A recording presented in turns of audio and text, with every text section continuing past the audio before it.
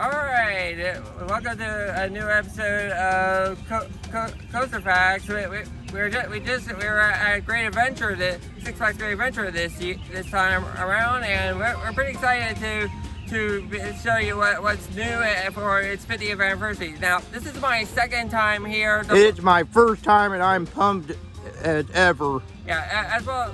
Like I was saying, it was my second time here, but the first time around I did not get everything. There was a few coasters that I missed, but that's because we were working on really limited hours and we did not have any. We had our ability to use it like any accessibility pass or anything like that. So this time around, I might be able to get on a lot more and see and try to check out the coasters that I missed, as well as the new coasters that they've opened since the last time I've been here. Yep. So come with us and follow us in Six Flags Great Adventure as they celebrate their 50th anniversary. So come and ride with us. A big rig transporting amusement park equipment. Uptown is the same story with heavy traffic moving in and around the northern points of the city at a snail's pace. Expect major delays across town on H, 56, 57, and 59 streets, as well as Oliver Boulevard, before and after tonight's game. For those traveling on public transportation, the Gotham River Terminal is now reporting that the ferries are back on schedule as of 20 minutes ago. Monorail service is still experiencing 5 to 10 minute delays, though, due to the continual construction on the green and orange lines.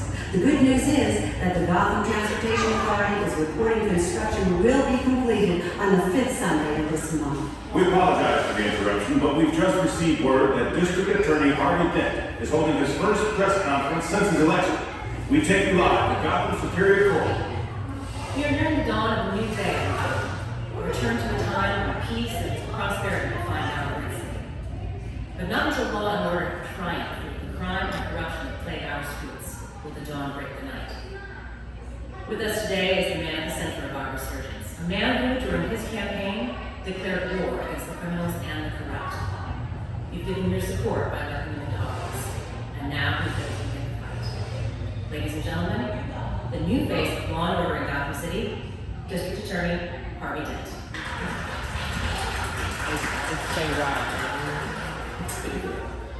I'll be brief. I called this press conference today to not only meet you in person, but to reaffirm the promise that I made while running for this office. We are at war in Gotham. And in order to take back our streets, my team and I are going to be as vicious with the law as the depraved and the hoodlums are with their guns. Our first target will be organized crime. Once we get the likes of Sal Morelli and the Falcone crime family behind bars, then we can begin to return this city to its rightful owners, citizens of Gotham. That's all I have. I know you have questions, so I'll answer a few of them. District Attorney Dent, no administration or task force in this city has successfully combated mob assault. How do you plan on dismantling Maroney's organization? Do you even have the resources to get it done? Lieutenant Jim Gordon and his major crimes unit have already begun to shut down nearly all of the mob's money laundering operations. Whatever arrests he throws my way, I intend to convict. The mob's days are over. I can shrink that back. There have been reports of Joker cards being discovered at recent crime scenes. Is this the signature of the new criminal in town? I can't comment on ongoing investigations. That said, I have full faith that Gotham PD will bring this perpetrator, whoever he may be, to justice. Next question. Where do you stand with that man? Should he be incarcerated for taking the law into his own hands, or praised for protecting our city? Well, I think he should be locked up if he keeps stealing our press. My priority as this district attorney is not the Batman. My priority is to return this city to a time when we didn't need the Batman. When law and order alone was strong enough to fend off the criminals, the corrupt Batman. Sometimes you have to feed till each other.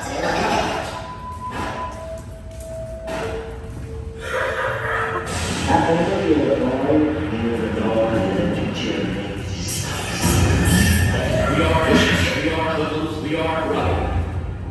Why so serious? Our first target will be the citizens of Gotham. I have full faith in the trade in Horizon. Batman. Batman.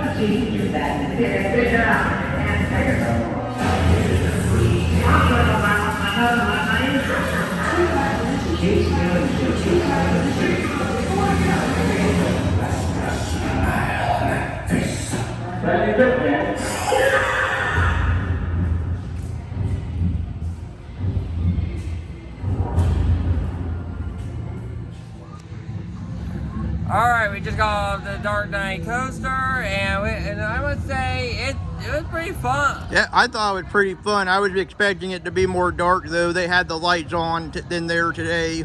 Well, I think it probably also the lights on some of the effects were probably also affecting the pitch black parts a little bit. I will say the pre-show before the ride was good, though. Yeah, as well as featuring characters characters and the same actors from the Dark Knight movie. Specifically, Aaron Eckhart, the guy that played Harvey in the Dark Knight. Yep. But we're gonna.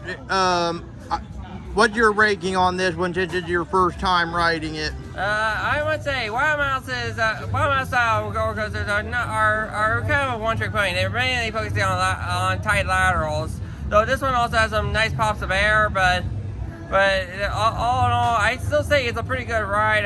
If I had to scale on 1 to 10, I would give it a solid 6. Probably with 9 in terms of its theming. Yeah, for its theming, 9 out of 10 for me as well. But I will go one lower than John. I'll give it a 5 out of 10 for ride experience.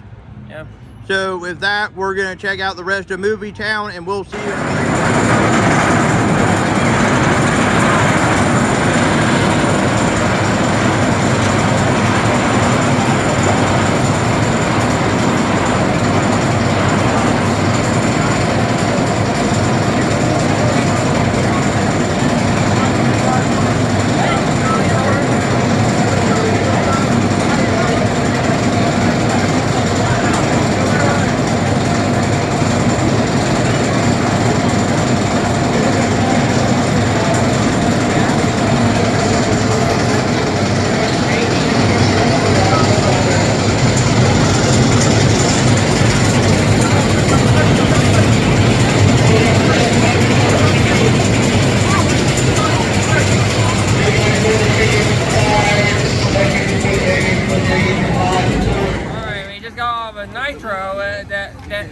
Great Adventure BM Hypercoaster. This is, I must say, is a much better hypercoaster than I remember. It was a lot of force with it. That helix, oh my god, that helix had a lot of positive G's. It is my number 2 favorite out of the 3 I've rode so far. I'm kind of bouncing between whether or not Intimidator or this thing is better. Nitro is better, but no matter what, I do know Diamondback is still the best of the B&M Hypers I've been on. That is until we get down to SeaWorld Orlando for Mako, but that's another ride for another day. But again, I actually am going to change my decision and go with John's decision, and yes, it is tied with Intimidator at Carowinds. So we're gonna take a break here for a second. We're gonna check out the rest of Movie Town. We'll see you in a few minutes.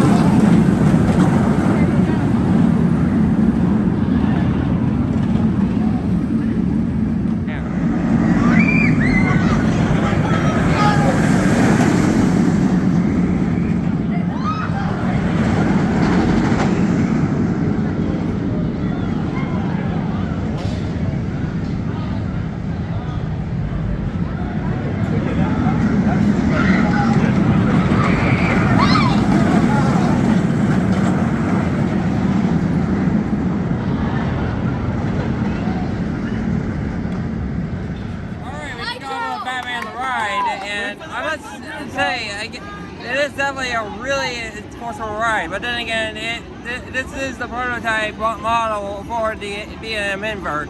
Yep, well, one of the prototypes for B&M inverts. The original is at Six Flags Great America in Chicago. This is one of its siblings, actually.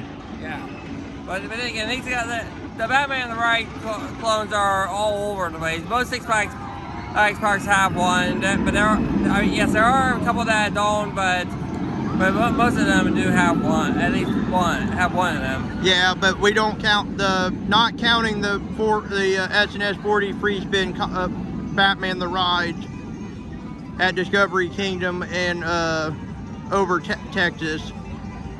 But my apologize, Fiesta, Texas. But we're gonna check out the rest of Movie Town and the rest of Six Flags Great Adventure, and we'll see you in a few minutes.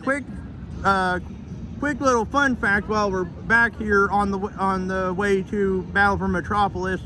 Those of you who probably watched on other similar YouTube channels have heard of the story of Batman, the coaster Batman and Robin the Chiller that used to sit where the observatory is, which is the only last remaining piece of where the Chiller stood. For those of you who don't know, it was a Premier Rides dueling coaster, two separate coasters, two different with separate elements that were in this general area where Dark Knight Coaster is now. And like we just said, you've heard it from other YouTubers. You don't have to hear it from us, because so many other amusement park YouTubers have talked about it over the years. We know it was bad. You don't have to tell us it was bad. And more of the movie, not the ride. Although I do find it a little funny that even the ride is just a friggin' ice pun. Batman the Ride, the Chiller. Well, yeah, but from what we heard, yes, it was bad. Yes, it was rough. Yes, we know the Batman side barely ran like it was supposed to. So, and yes, it was back when Premier Ride wasn't doing so well and they were first starting out. So yeah, we know it wasn't that great of a ride. Went at the end of its service life in the late 2000s. But enough of that, though. We are are on our way to Battle for Metropolis, so we will see you when we get wanting to ride Cyberspin, but I figured it was going to be closed until the Flash Vertical Velocity was done. So until then, all we can do really is just look, and this will give us a good excuse to come back and ride Cyberspin and the Flash Vertical Velocity when it opens, which will be North America's first Vekoma Super Boomerang, which will only make it the second Super Boomerang in the world. Until then, we just have to stand in here and admire the view of it until it opens.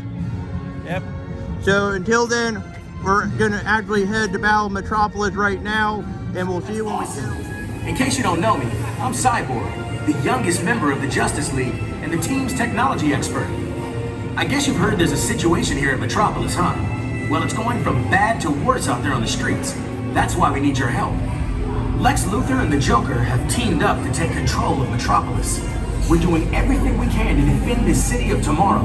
But with Luthor's off-the-charts intellect and the Joker's gifts for chaos and destruction, it hasn't been easy. See, Luthor has used his vast wealth and resources to monitor each member of the Justice League in action and identify our individual weaknesses. Now, Luthor's using those weaknesses against us. Supergirl, the Flash, and Green Lantern have already been captured. Only Superman, Batman, Wonder Woman, and I are left to defend Metropolis. That's why we're recruiting brave citizens like you to join us in the battle. Based on intel we've gathered from out in the field, we believe our friends are being held at LexCorp headquarters. We need to break in and rescue them. It's so heavily guarded, it might be the most dangerous place on the planet. With your help, we hope to breach the security, free the captured members of the League, and return the city to order. As if the security at LexCorp wasn't bad enough, the Joker has taken over Star Labs to create his toxic laughing gas. He's using it on the people of Metropolis, driving them crazy with laughter. I have an inoculation gas that counteracts the effects of Joker's laughing gas, but the antitoxin is only temporary, so you'll have to act fast. Don't worry, Cyborg, we're gonna kill. Really?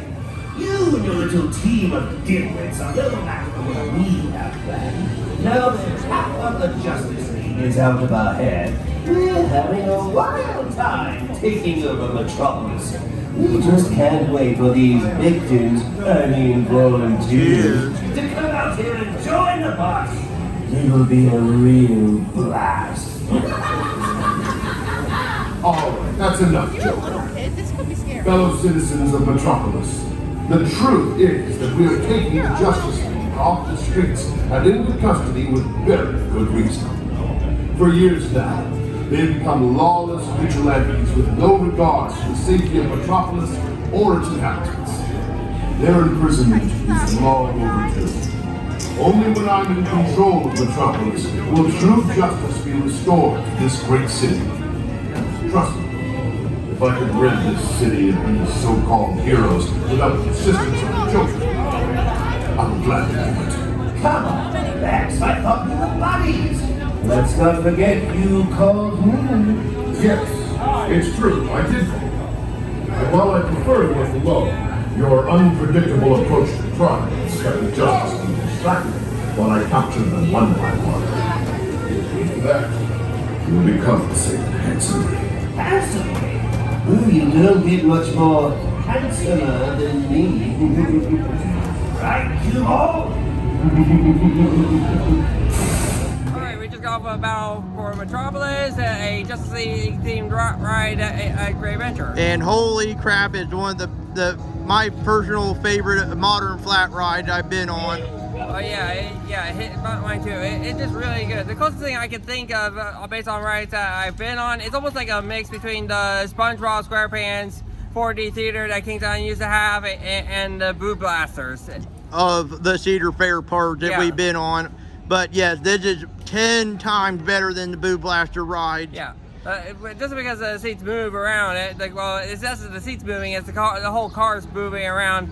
It really makes it a lot more immersive experience than the still cutout that Boo Blasters have. Yes, and another plus for it, the guns actually work. Yeah. So, and we noticed when we were in line, they were putting the little thing saying out of service on the guns that weren't working. Yeah, that's not much to the right. It's just I mean, it's just a thing that between Six Flags and Cedar Fair that they actually put what guns are working and what don't. Yeah, on a side note, I really thought it was neat that they had Kevin Conroy voicing Batman as well as Mark Hamill voicing the Joker. Yep, and as you all know, if you're Batman fans out there, Kevin Conroy did pass away a year or so back of cancer. So yes, it was good to hear his voice again as Batman. Yeah, and also just a side note on with his passing, Mark Hamill has also said that he's no longer going to voice the Joker, so because it wouldn't be the same without him. So more than likely, we probably will not see anything if they do ever do anything else that involves animated Batman or Joker. It won't be the same. Yeah, but enough of that though. What do you give your review of Batman Battle for Metropolis? Honestly, I have to give it a solid 10 out of 10. I do as well. Until we ride something way better than this. This is for flat rides. This is for modern flat rides. This is a 10 out of 10 for me as well. Yeah. So I think we're done with Movie Town, and for right now, so we're gonna go explore the rest of Great Adventure, and we'll see you in a few minutes. All right, we just did Skull Mountain, and I honestly, it's kind of hit and miss for me. Same here. I mean, there's a lot of neat theming with the queue and in the station, but once you get in the ride, it's a metal box. Yeah, it's not as bad. Okay, it is a metal box. Yes, we agree, but it's not as bad as the Pirates Cove one at Casino Pier. But that's just more or less for the theming. On the ride side of things, it has a nice laterals and can be pretty forceful in spots, but it's obviously a much more tamer family ride than what you would expect. Yeah, but ride experience 7 out of 10, theming 4 out of 10. I would say I actually would have to go a little lower. I would say 6 with a 3 out of 10. Yeah, so It's average. It was a good ride. It's just average. Yeah. But we are actually on our way towards Joker now, and we will see you when we get All there. right, on the way to the Joker, we actually made a pit stop on Harley Quinn Crazy Coast Crazy Train, which is honestly, if you're in the back, that has some pretty insane laterals on the pullover moments. I'm gonna say for a family coaster, it's pretty decent. Yeah, I would have to say that as well. Honestly, I would definitely give it a good 6 out of 10. I give it a 7 out of 10 just because one is a family coaster, and me and John have rode plenty of family coasters in the past. This one I think is one of the better ones I've ridden. Yeah. My only big gripe is the trains are really small, but then again, it's meant for fans. It's more of a family attraction. And lower family, and so yeah. So that's why it's a little tight. Yeah, but still, it's a decent family coaster, and how appropriate that Harley has her own coaster right next door to her pudding. So actually, we're gonna be heading to Joker right now, and we'll see you when we get on. All right, we just got off of the Joker, which is, I must say, it's something. I cannot really describe what it is, the experience. If you saw our haunt video when we went to King's Dominion, we rode Tumbili when we were trying to ride every coaster we could before it closed early, and we were. I think I like the Joker more than Tumbili, to be honest. Yeah, I heard people are back and forth on the full size 4D free spins, but personally, I think they're pretty good. It's a really solid ride. It just, again, I know the argument is all over the place. Is it there too many being built, or were there too many being built? Yes, they were, but they're still a decent ride. Yeah. Yeah, the only other big complaint that you hear a lot is that it's not that original of a name, because again, there's multiple coasters that are themed to the Joker. Right. I mean, it's a decent ride, it's just an overused name. Yeah. But so our ranking for ride experience and theming obviously 10 out of 10 because it's DC and stuff.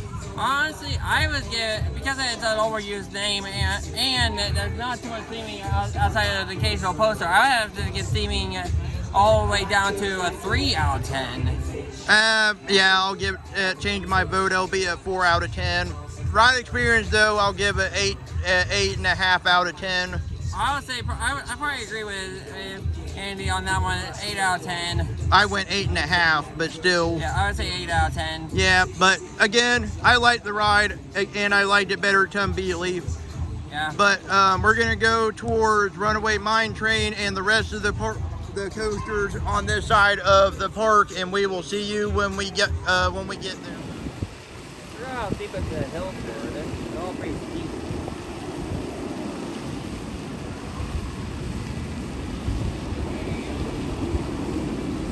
It just looks like on that hill.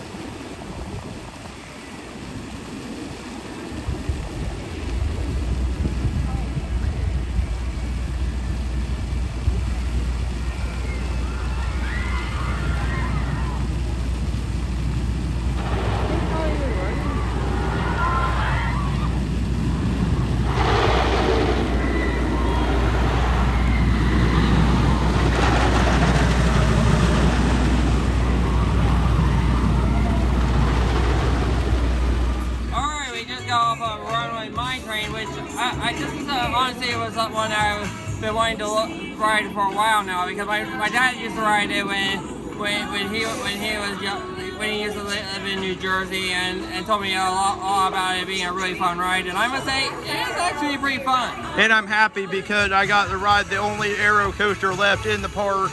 Yeah, and with it also being an opening day attraction, this thing has been around since 1974. Six Flags Great Adventure first opened in 74, like Andy said. Yep.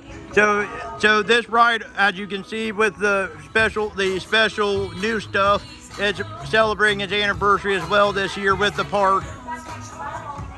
Like the ride right here, which we cannot ride today because it's under refurbishment, the log flume ride. Well, anyway, if had to rate it how it is, as well as compared to the other mine trains that we've been on.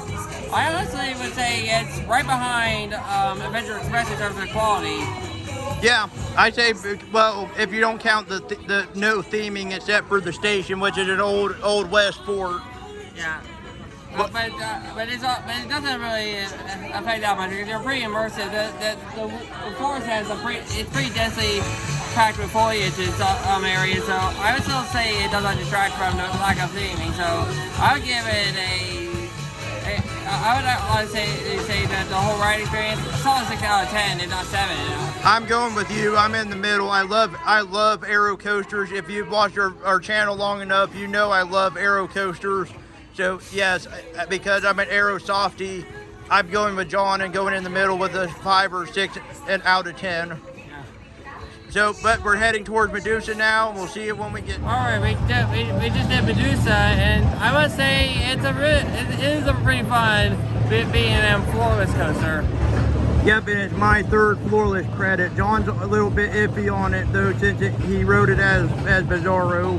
Yeah, leave it in the comments whether or not you think I should count it as as Bizarro and Medusa as separate credits, even though they are technically the same coaster, but their themings are different. Right, but I'm gonna say ranking, because I've rode a floorless before. I say 7.5 out of 10. I honestly would go 8 out of 10 because of how it is a very forceful ride. Theming, on the other hand, forward, we're going to give a 4 out of 10. I agree on that one. Because, I mean, there is a few things in the queue line and stuff like dynamite and mine stuff. And snakes. And snakes, because Medusa, but it's not as much, again, it's not. I don't think anything here is going to beat the theming for Battle of Metropolis. Well, not to mention, with Medusa, you have a lot of leftovers from Bizarro still. Right, like this old Bizarro Superman logo and the cutout of Metropolis you go through. They just painted over all of it. Yeah. Anyway, we're going to be heading towards some of the other roller coasters, and we'll see you in a little bit.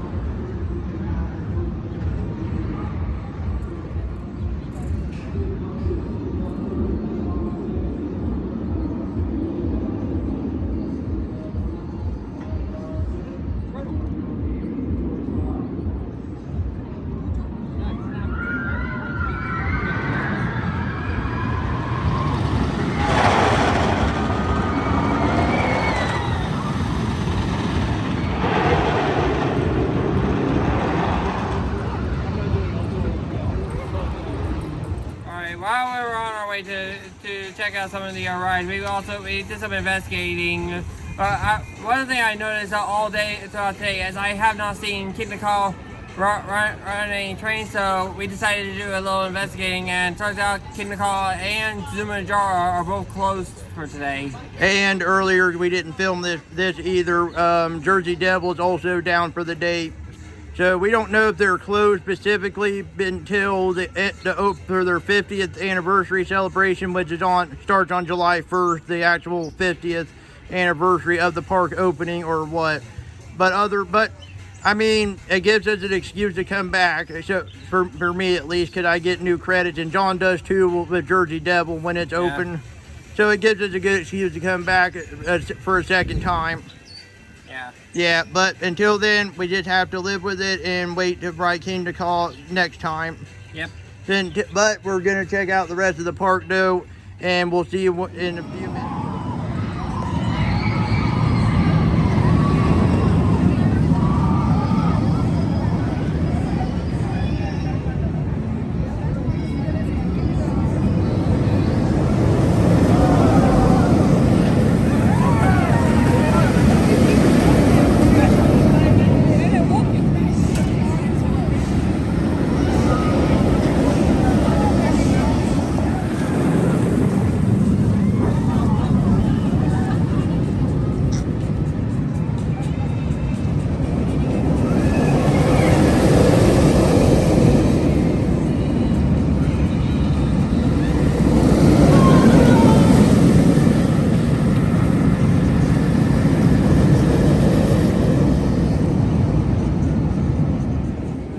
just got off a Superman Ultimate Flight, and honestly, it's still really good being a flyer. Although that pretzel loop, I forgot how much of a gut punch that is. It really takes the wind out of you if you're not ready for it. Either way, that's still my favorite part. I'm also, again, for people that have watched our channel for a while, you know that me and John, I despise Firehawk with a passion at Kings Island, and I didn't have that much of a problem with Nighthawk at Carowinds, but still, here's my review of Ultimate Flight.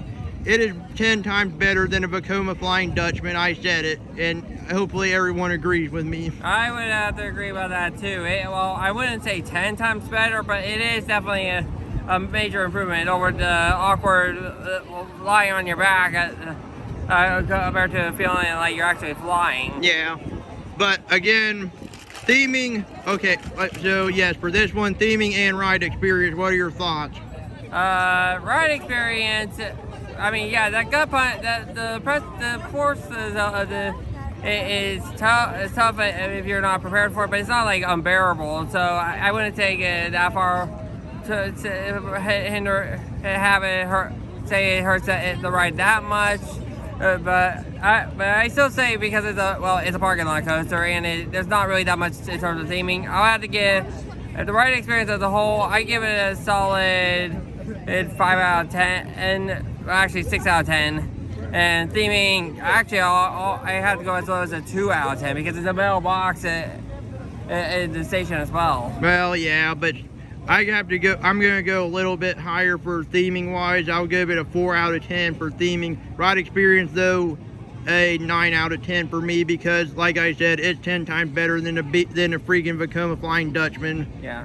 So with that, we have one coaster to go, since the two of them that we want to ride are closed today.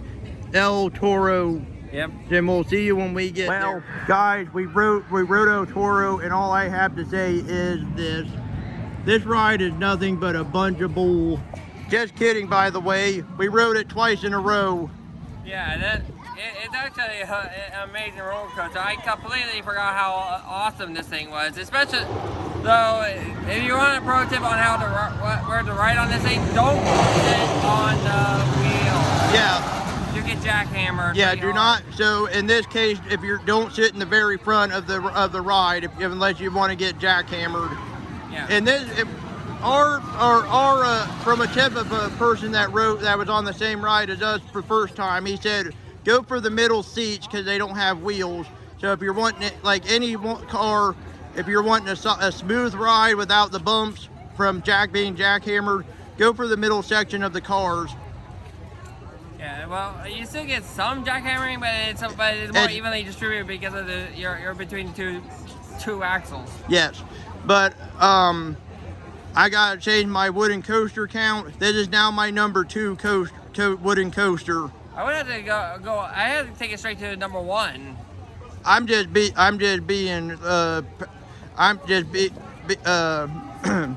being a loyal beast lover, so I have to go with still Beast is my number 1.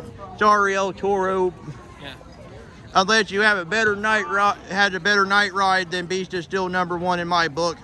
Yeah. I think the night ride is a little hindered. I think there are spotlights on it, but I still can't. I'm sorry, the ride is just that good. The airtime is just crazy. Yes, either way, if it has a good night ride or not, I will admit it has the best airtime I've had on a wooden coaster. Yeah. Better than Beast, but still, because I'm a loyal Beast lover in Kings Island, Beast is still number 1, like I said. This is a proud spot in my number 2 wooden roller coasters. Right. Well, now we're going to check out the rest of the park. And we'll see you in a few minutes. All right, this is going to about wrap up our day here at Six Flags Great Adventure. I say it's definitely a really good park to visit. Yes, it is, and for my first time, I want to come back again because, one, Kingda Ka and Jumanjaro were closed, and so was Jersey Devil, and those are the only, and Flash wasn't open yet, so we have those are the main 3 that we didn't get. As well as Green Lantern. Green Lantern was also closed. Yes, so we technically have 4 that we need to get.